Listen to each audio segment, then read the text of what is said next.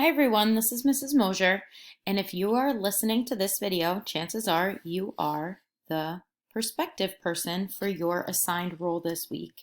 So to complete this role or job completely and thoroughly, we're going to use Inside Out and Back Again to discuss a really good example of what it means to be the perspective person.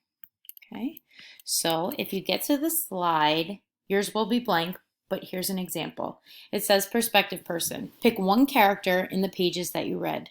Chances are it's going to be one of the main characters just because you have learned so many key details and important things about that character that you'll have more to talk about. And from that character's perspective or point of view, write a diary entry. What did they think of what happened and how did they feel? So everybody's going to start it with Dear Diary. This example is from Ha's perspective or point of view, so I want you to listen to the things that you remember from Inside Out and Back Again and the key details used to really put yourself in that character's shoes.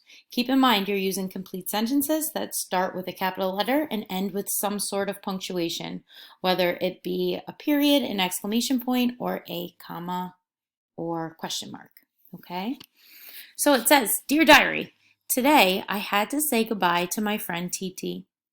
She has been my best friend as long as I can remember. Her family is leaving because of the war. I worry that we will leave. How will Father find us if we leave? I waved goodbye for so long till I couldn't see her car anymore. Tears were falling down my cheeks and my stomach hurt. Why do things have to change? I hate this war. Brother Coy took my hand and walked me home.